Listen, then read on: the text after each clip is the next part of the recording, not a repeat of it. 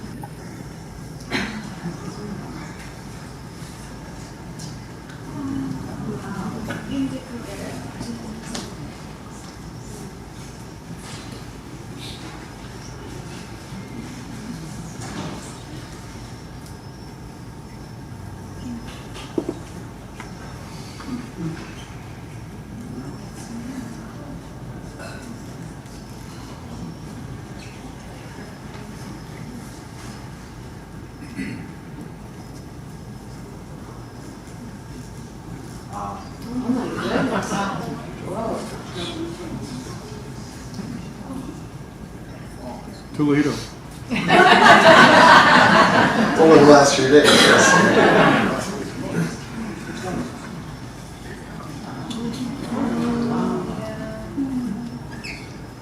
So Smoky Mountains National Park, why is it so special? I mean, I think anyone who's been there has a different answer, I would say.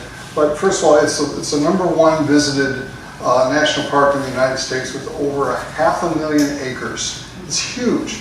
It goes across the southern Appalachian Range and is a four-season wonderland.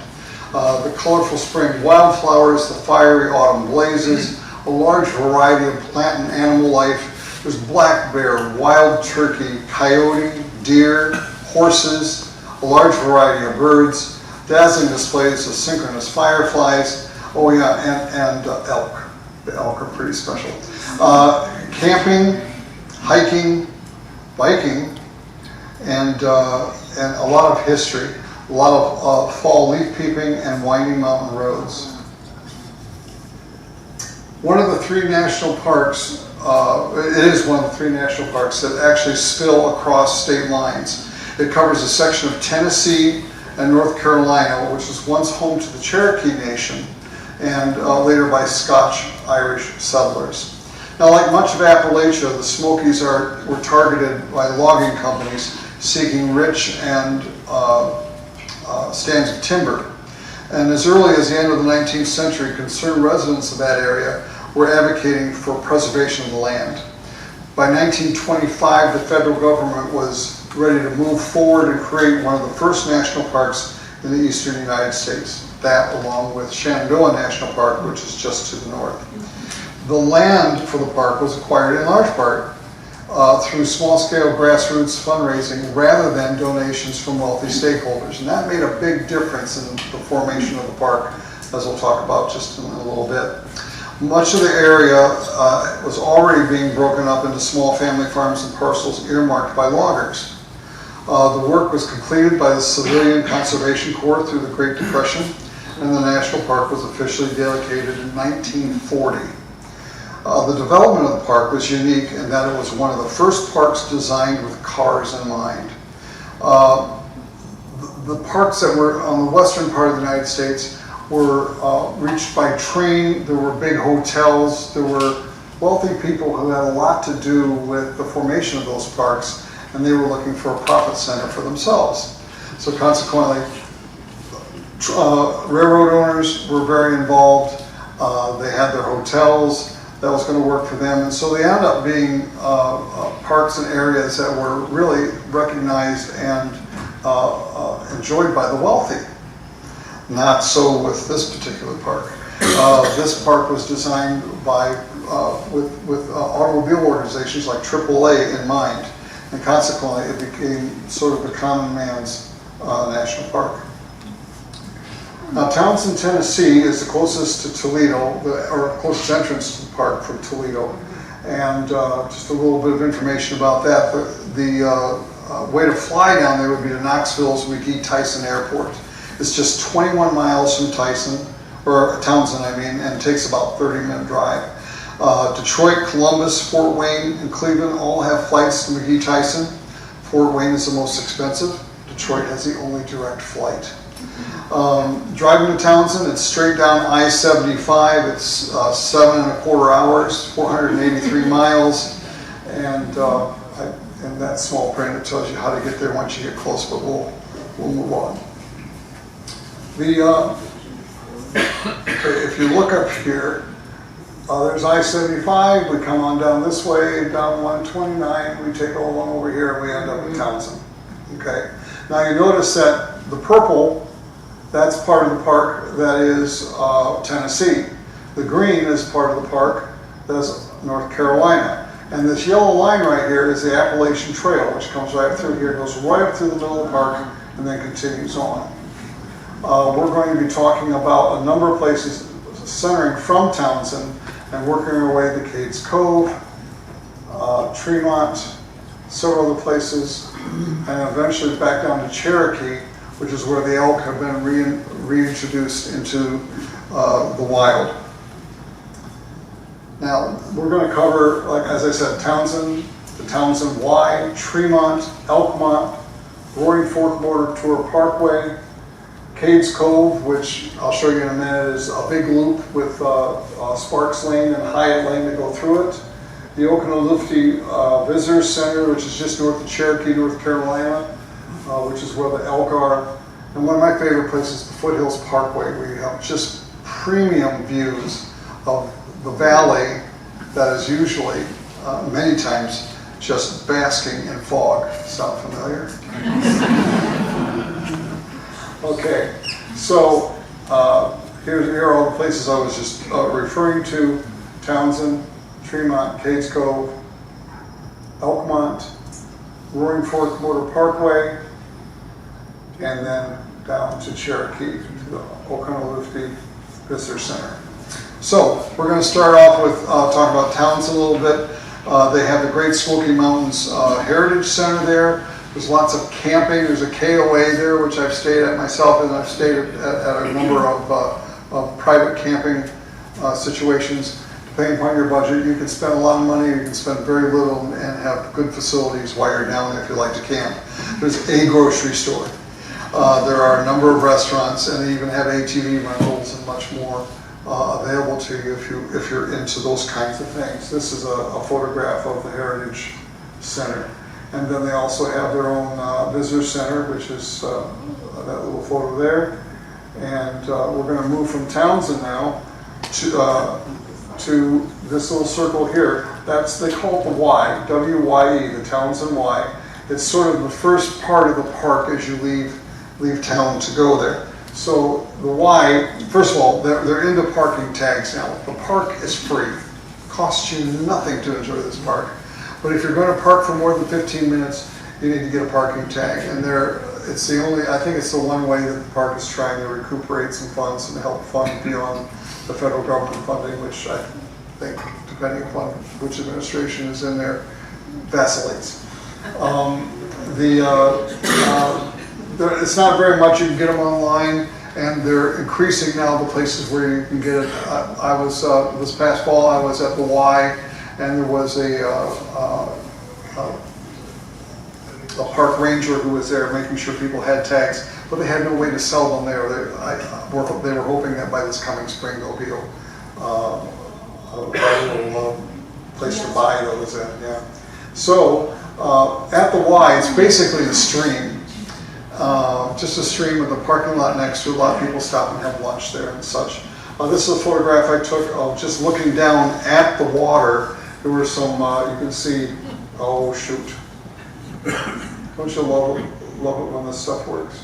Okay, I'll come back to that in a second. I'll push the wrong button. So you can see rocks down in the water. There's smooth rocks here. You can see the outline of a rock here. But the water is rushing down over it and bubbling there. But what I loved about this spot is the light and the color you get from it. This was in the fall, and the browns and the greens are reflections of the trees on the other side of the stream. And so you sort of have this, you can see into the water a little bit, you get reflections, you see the water itself, and then of course the reflections as well make for some great colors. This is actually the first photograph I ever sold professionally. All right, then if you make a left turn and just look down through the water or down along the river, this is the left bank, and you can see the erosion in the tree roots and all. It's a stark yet beautiful spot. And the really interesting thing, and one thing I'd like to impart to you, is that talk about through the photographer's lens. The same spot can look totally different at another time of year, and depending upon the amount of rainfall that is there. We'll talk about that in a little bit. This is a puddle at the Y, literally a puddle. I had to get myself really close and down on the ground so people would stop walking through the puddle and walk around behind me. But this puddle has had, it's maybe an inch or two deep is all. You know, but I love the reflection up to the trees that were in fall colors. And these rocks just almost look like they're suspended or floating in this water. And I really like that little starburst right there that we got. Okay, moving along. We're now going to go from the Y, which is right here, right here, up the road and then to Tremont, which is this area right here. Now Tremont is a single narrow road that goes up to higher elevations all the way to one end, and then you turn around and make your way back again. There's a lot of people, some people on bikes, not so much because the elevation's a little extreme, a lot more walkers. And really in Tremont, you don't see a whole lot of people compared to a lot of other places in the park. It follows the middle prong, Little River, numerous trails off of it, and there's the Great Smoky Mountains Institute at Tremont, which is an educational institute that specializes in education of elementary kids all the way through college, co-eds that come there to learn more about nature and have an immersive experience. They literally can stay at bunkhouses there and spend some days out in the wild, so to speak. Spruce Flats Falls is behind the Institute and is about a 2-mile round trip. Some of it pretty ragged and rocky, so if you want to do that, I would suggest you have proper shoes, and I take a walking stick because it's, for me, it's my tripod. But you want to make sure that you're okay with that. There's a couple shots of Spruce Flats Falls, and this a lovely couple who I asked just to ignore me and just be themselves.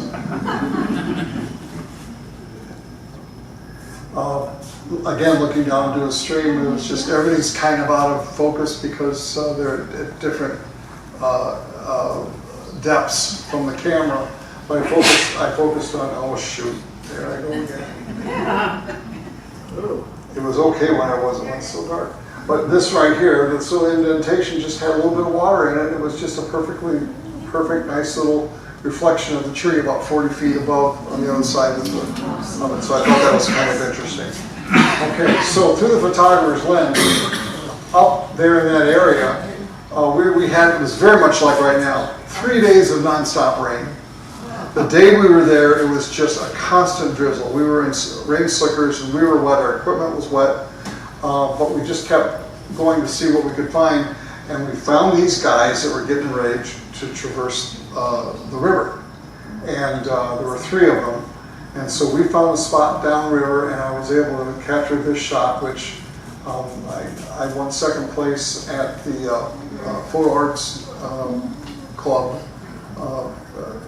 Photo Arts Club of Toledo, their big contest this past spring. That was 2nd place for people. And this one in this very same place, I came back a year later, and it was not raining, and this is what it looked like. And you can see the guy who's fly fishing right here, you know, but this was just overflowing with water, as you saw in that other shot. Okay, all along the walk, or all along there are trails further on up. We walk up these trails, and there's these little, especially when it's raining, all these little waterfalls that appear. This waterfall is probably no higher than where the screen is to the floor here. So, you know, it's a little deceiving. Okay, so from there, we're going to go from Tremont here, we're going to go back up along the Little River Road to Elkmont. Okay, and Elkmont is an area that has a number of features, including lots of trails, an area called the Sinks, and I apologize, I just didn't have a good picture of the Sinks, but basically all it is a waterfall that goes down into a hole in the ground. So you're looking at it from above on down, and angles are a little difficult to get, I think, a really great shot. This is one shot I took there, I called it the last red leaf. And there were hardly any leaves left in the trees, and all the red ones were down, with the exception of this one, which got caught up in this it's no longer attached to the tree. So what I did is I made two masks, a black and white mask and a color mask. And I put the black and white mask over the top of the color one and basically painted away the black and white over this leaf so its natural color shows through, but everything else is black and white. I geek out over that kind of stuff. My photographic partner Tom, I mean, we spent a lot of time with our feet. Our feet don't get wet, but our shoes do. And one of the things that we absolutely have to have are watertight shoes or waterproof shoes. And we do a lot of photographing streams and next to streams and rocks and water going over rocks and that sort of thing. This is the trail just beyond where, it was a different year, but beyond where I got that last red leaf. You can see just these because of erosion, the tree roots are just above ground and just very interesting, I think. And here's another stream shot of just what you see. It just has a beauty all its own, I think. I think it's just very wonderful. So from there, we're going to go from, we were at Elkmont, we're going to continue up Little River Road to the Roaring Fork area. Now, the Roaring Fork Motor Tour Parkway is a one-way loop driving excursion where you climb up to higher elevations as you go, and then you make your way back down. And from the time you start to make your way back down, you start looking up with a stream that goes right along it. There's frequent wildlife sightings, although I've talked to people who say I just came from there and I didn't see a thing. What can I say? They're not union wildlife. We can't always count on them being where we are, but it's always a wonderful opportunity to go look for them. Pull-offs are scattered throughout the drive, but they're very small. There's pull-offs as large as maybe 2 cars, some as large as maybe 4 or 5. I remember the last time we were there last fall, we wanted to get some shots where this bridge went over the stream, and we had to walk quite a ways back uphill to get to it. But that's just what you do. Beautiful stream opportunities, and this photo was taken by Tom. So when you do see them, they're pretty cool. This mama bear and the 2 cubs were down below the road, and we happened to catch a glimpse of them when we pulled off the side. The road actually got about as wide as from the front row to behind the screen here. So we snuggled off to one side, and cars were going by, but they saw us with our cameras, and so everyone started getting curious. You see guys with long lenses and cameras, very, very focused at the same thing, and everybody's looking, right? So once they realized there was some bear, people started pulling over as well. So that little area got filled with cars, and sure enough, Mama came up to the road with the cubs in tow, and everything stops. When the bears are out on the road, you just stop, they have the right of way, and you need to stay 50 yards away. Okay, 50 yards away. Not too many people actually do that. But they should. Bear cubs are just too cute. You know.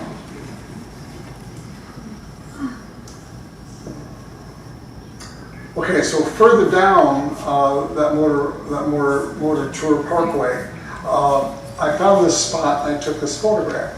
So the next 4 images you're going to see are basically from the same view, from the same photograph. That's why we take photographs that have a lot of data dealing with digital these days, because you never know. You might want to take a photograph that just focuses in on this area right here.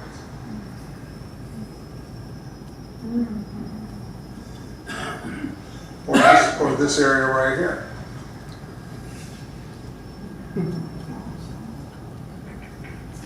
Or the very front of that, where the water is rushing over the rocks. Or get it so it's a vertical shot that has back to front. But different views, different looks. Something looks different on your wall, depending on what you want to have on your wall. Okay, so from where we were at the Roaring Fork, okay, we're up by Gatlinburg. And by the way, Gatlinburg, everybody has what they like. Everybody knows what they like what they know. As an educator, I'm very much into trying to teach people about the things they may not know about and the possibilities that can be unlocked by finding them.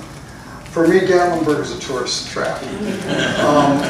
There's so many people. I mean, if you're into it, it's great. They've got, they have ATV vehicles, and a lot of people rent the ATV vehicles, and I see them coming back, and they're covered with dirt, and so are the vehicles.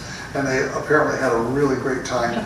Not my cup of tea, you know. But I'm looking for places that are more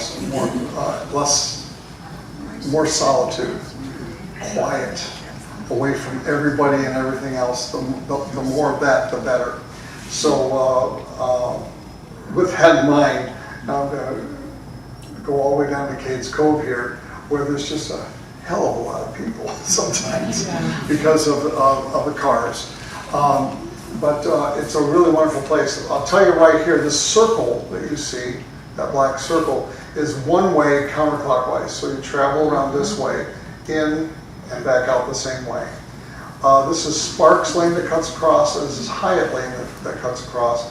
They are two ways. You can cut across either direction. There's just enough room for two cars to pass. And if you're really careful, you can actually get turned around, and we've done that, but it takes a little doing. There's a one-way out that goes up into the mountains. You remember that shot I showed earlier with the church nestled in all the trees? That shot was taken somewhere up in here. And while that church didn't look very far away, it was probably 3/4 of a mile down away from us, but with a long lens, we can make it look a little closer. And then this road is another one that goes out here. Right around here on the end, right down here, is a visitor center, which is one of the two places where there are restrooms. The other place where there's restrooms is just before you go into the cove. So as I used to, when I used to tour with my choirs at Northview High School, I always would give them their itinerary, and it was a little cartoon that says, "The bus leaves in 5 minutes, synchronize your kidneys." Okay, so Cades Cove, it opens to cars at sunrise each day and closes at sunset. Now, not everybody's going to be out at sunset, but that's when the park rangers start going through and saying, "Hey guys, it's time to start to make your way." We will photograph sunset, and we'll get at a place that's a little further away from the entrance, so we have some time before they come and start rousting us out, because some of the best color is really after the sun goes down. So we'll do that. Bicycles can enter early. There's a campground just outside the entrance. A lot of people camp there, and you can get on your bike and you can go in the middle of the night, you know, because there's a little opening where you can get in with your bicycle and get in early if you want. But cars, they have a gate that they open up at whatever time sunrise is that day. So Wednesdays during summer are for foot traffic and bicycles only. That's really a fun thing, because it really cuts down on the traffic, and you really have the place to yourself. It's very nice. Fog and hoarfrost. If the dew point and the temperature are within 5 degrees of each other, you're going to get fog. Okay? So if you keep track of that and know what's going on, you can get some beautiful fog situations, and can plan at least a few hours the night before. You can plan for that just a bit. There's the visitor center, like I said, is at the far end of the cove. And I gotta tell you, oh, how I love the light in this place. As a photographer, I just, yum, yum, yum. It is just so wonderful, the things that you can see. So there's so much to see. Take your time, don't rush through this place. Here's a photograph I took where I was just in love with the strata. You've got this look here where there's hoarfrost on here. Then you've got trees that are in shadow, and then you've got some fog and some low-lying clouds that are over these fall trees. I just thought it was beautiful. I love layers of color and things. Very similar to this as well. Tom took this particular shot. Now I got to tell you, how many of you have ever had chiggers? I'm sorry. And the rest of you really never want to have to raise your hand. I was taking a shot of that tree, and I had to go out over the fence line and into the meadow, and I wanted to get these flowers, which are just milkweed, but these flowers in the foreground. So I got down on my knees with shorts on. And that night I found out why that was such a bad idea. I had chiggers, and they are just, I had to go home and get my wife's nail polish and put nail polish over every entry place. And it took weeks to get beyond it. So I always wear long pants that are made with fabric that has got anti-insect fabric. This is a Basis trillium. It's one of the flowers you can see there. And I'm really into taking shots of people moving in and out of the fog on the lanes. The lanes are really cool because you have these fences, and it's a wire fence. It's just a twisted wire. It's not barbed wire. You're welcome to go over off the road. That's perfectly allowable. I wear long pants. We like to get there quite early so that we can catch some of these foggy situations. This is a sunset shot looking to the northwest. So as you look at this, from my view here, the sun is going down over here. So you get that kind of color looking the other direction. One of the reasons why we don't want to take off right at sunset. There's so much more to capture. Again, lots of people, a lot of locals go out to the cove just to walk, have morning walks and such. I just like that orange tree in the front, and then I just love the background. I just thought with the light just coming over the mountain on the other side, because you're basically in a valley with mountains all around. Here's your hoarfrost. It's all over these here and the ground here. And all these are just covered with frost on the mountains, and you just see the light just starting to come in. I just think that's a magical time. So critters, lots of critters. Anybody know what kind of bird that is? I hear meadowlark. It's a meadowlark, yeah. First meadowlark I'd ever seen, and it was so dark I could barely see them, but through the magic of a mirrorless camera, was able to get a halfway decent shot of them. And I do believe it was the very first animal I shot in Cades Cove was this 8-point buck, who was literally from here to the front row from me. I was in my car, or no, actually Tom was driving. I said, Tom, stop, roll down your back window. And I took that from the passenger window back through because it was so close. So minimum 50 yards from bear. Know your bear protocol and their habits. Tom and I, a year ago this past summer, we spent 3.5 weeks in Alaska with brown bear, grizzly bears, and you need to know what to do. If they're surprised by you, shame on you. You should be making noise, talking loudly when you're walking through in bear country. Never surprise them because they may defend themselves, or they're young. So just make a lot of noise. Some people wear bells. An air horn isn't a bad idea. You know, and make yourself, if they come toward you, make yourself big, make yourself loud, and don't close the gap between you and them. And for heaven's sakes, never, ever, ever run. I tell Tom, I sometimes think about running because I know I'm faster than he is. But I never do that. I never do that. So, bear jams. Oh, here. Oh, I'm sorry. I went too fast. Come on back. This little machine here. There we go. Bear jams are when somebody sees a bear and all the traffic stops. So what do you do during a bear jam? This is what we do. We're there to get photographs and to get the best out of the situation. So the last bear jam we had, it was my turn. Tom continued to drive the vehicle. I grabbed the walkie-talkie. I jumped out of the car and I started walking. I walked about a half mile ahead of where he was sitting. And there was this bear up in a tree, and up above her were her 3 cubs, all in different places, all taking a nap. And a whole lot of people who found them and all. So I talked to Tom, I told him what was going on.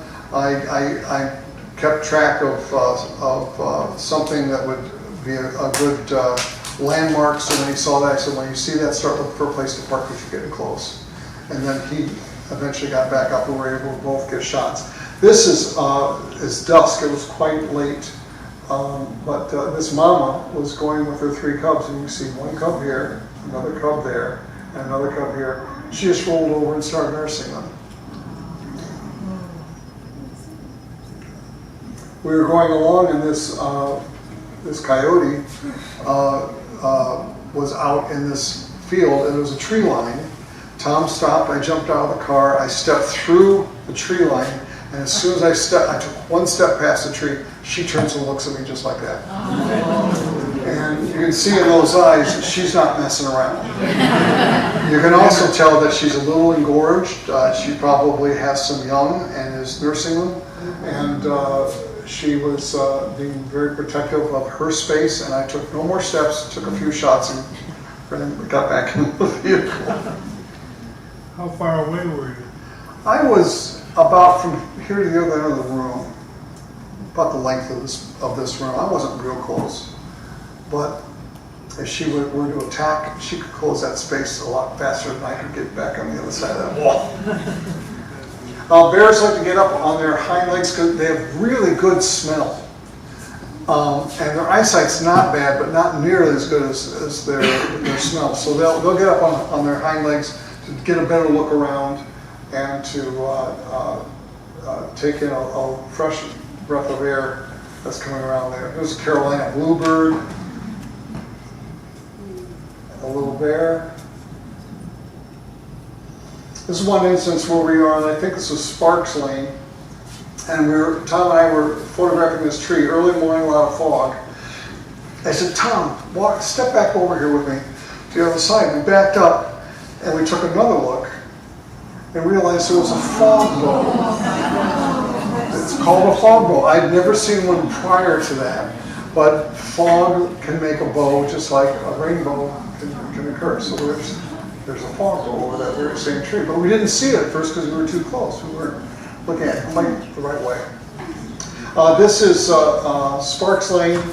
I love these trees. They're just so craggly and all. I call this guardian trees.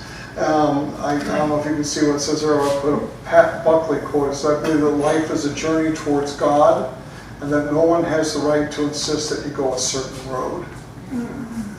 Matter of fact, I just won a contest last month with the Photo Arts Club of Toledo last month, and it was the category of the challenge was just trees. So I took this very same color photo and made a black and white version of it. And I think the shadows just bring out more of the undulation and twisting properties of the lane. Don't you agree? Yeah. Okay. And then this was one where the sun is up above the clouds coming down into this area here where you got some light streaming in. Another bear. I think I heard the bear. Okay, and then just as you come into the cove, there are wild horses that they just maintain in several connecting paddocks. You see deer all the time, but mostly at night. You know, when the sun goes down, boy, they come out to feed. Another bear looking around a tree.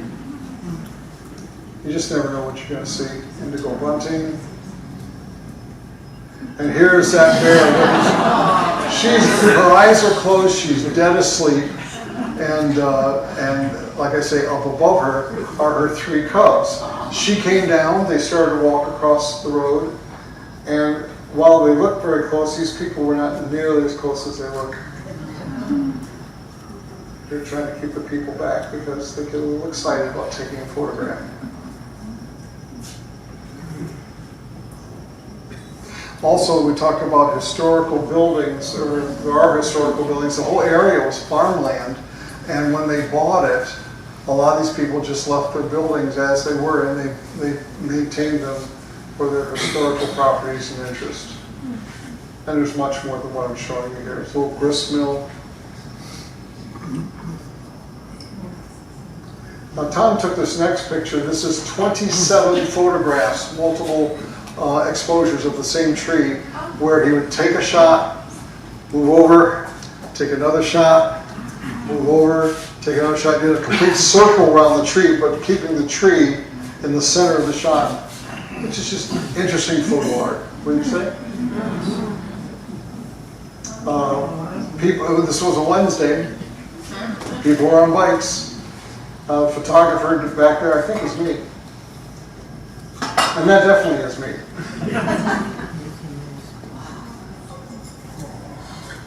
Such beautiful views, and with the fog and some of the colors you get in the skies, just make this such a different place from one season to the next, or from 1 minute to the next.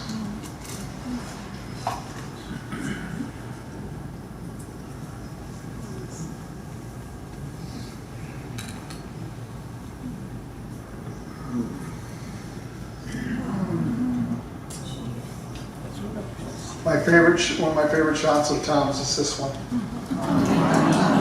Now, this was obviously in the spring because these are really small cubs. They were just born. When bears mate, they don't impregnate right away. They actually, the seed and the egg stay away from each other in her body. Partway through the winter, then conception happens. They start to grow. They're about a pound a piece. These cubs are when they're born, and these are just little guys, just fresh out of the lair, following mama. Look how emaciated she looks. She's been feeding 4, and she hasn't eaten in months. You know, so unlike those other bears you saw, they were pretty big, and mama they were on the other end of that. What they do is they end up going back in the lair for a second winter, but then she kicks them out and she starts a new family, make room. So now we're going to head down to Cherokee, which is down this area. So we'll go down the Newfound Gap, all the way down to this area, and there we have elk. And the elk rut in the fall is just a really special time. If you've ever heard an elk trumpet, it's an amazing sound. Near Cherokee at this Okaloosa Visitor Center, there's cultural history exhibits, ranger-led programs, a bookstore and shop. They also have the only restrooms and drink vending machines that you might find around there. But they reintroduced the elk not too long ago. They've been doing very, very well, as you can see. Isn't that just stunning? I could go without the collar, but they're doing good things, keeping track of them, making sure they're healthy. This guy's been in a tussle or two with the other males. What do you say? Okay, and our final stop is to go over here to the Foothills Parkway. Geographically, we wouldn't go there and come back, but I just wanted to talk about this. last because I just think it's such a magical place. You're up looking down on the valley, and there's this river of fog that changes. 10 seconds after that shot, it could look totally different. A river runs through it, and the river is fog.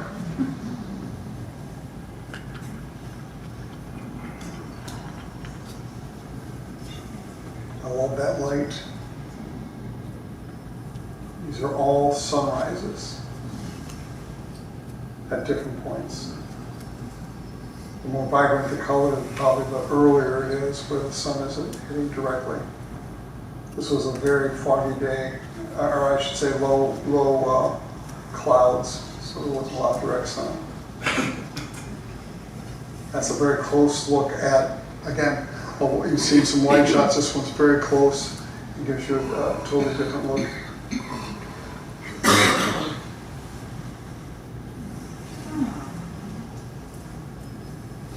Okay, so now it's time for the shameless self-promotion. Tom and I just started a business that launched on January 1st. It's Nation Photo Workshops. We're doing photo workshops in the spring and in the fall. If you look at that right there and put that on your phone, they'll take you to the website. And what we do is we do 3-night all-inclusive situations where once you get there, your hotel's set, single occupancy. We make sure you get breakfast and lunch. You're on your own for dinner.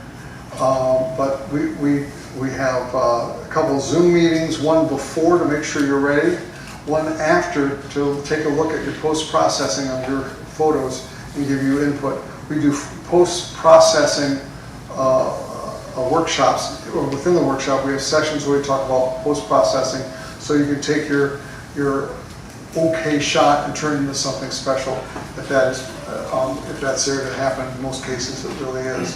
So I'll give you an idea. The spring one I think is $14.95, 3 nights in a hotel, food, transportation once a year. It's a pretty good deal. And then the fall one is the same, but there's an add-on for the elk rut. So you can do the 3 nights, but for the elk rut we add an extra night and we go to the other side of the park to catch the elk. So that's kind of what we do there. I have time for some questions. Yes? I was 10 when we went to the Smoky Mountains Park, and I can remember we went through West Virginia and then down into North Carolina, and I was petrified because of the roads, the winding like this, and I was almost in tears in the car. And I'm just wondering, it's been 60 years, are there any improvements to the roads? The roads are not terrifying at all. I mean, there are some of the mountain roads that take you up and around. I mean, you end up, it is narrow, but it's not like, I've been up into Utah, some of the 5 national parks there. There you get really high and it's really close to the edge, and all I can tell you is when we did those trips, my wife and I, we hired a professional driver to take us up in there, and it was a good thing because let's put it this way, at one point there was a sign that showed a picture of a Jeep tilted going backwards. Because that's what you had to do at that point. You had to go backwards down this because the front of the Jeep would catch it and went frontwards. So I'll leave that to the professionals. Nothing like that at this place. Other questions? Yes, sir. What cameras did you use? I'm pretty much a Canon guy. So it's a single lens reflex. Is it digital? Yeah, the DSLRs. I do a Canon 5D Mark IV, which is sort of the standard mirrored camera for a professional, and I just got a R5, which is a mirrorless camera. 3 thumbs up on that one. It's just, it's wonderful. Those of you know about noise, I can take shots that have, where the ISO is up into the 12,000, 20,000 ISO, and I can still get a clear shot without noise. It's amazing, just amazing. Okay, yes, ma'am? In order to capture those extraordinary colors that you do in these photographs, is that true to what you see with your eye, or is that manipulated after the fact in any way? I know it varies, but in general? It's a very good question. The question is, could you hear in the back? Okay, the question was the colors that we get, is that true, are those true colors, or has it been manipulated somehow? Sometimes the light is manipulated a little bit, in that we have low light, it's there, but through post-processing, we can bring up the lightness, we can add a little more clarity. There's quite a bit we can do with digital to allow you to see what was really there, but gets muted in the process of actually taking the shot. Ansel Adams, hats off. What an incredible person. He didn't have any of this stuff other than going to a dark room and dodging and whatever. We also have an opportunity of having great equipment that has a huge amount of data that is captured. And the more data you have, the more you can bring out what's actually there without manipulating it and making it look fake. You know, these colors are quite real.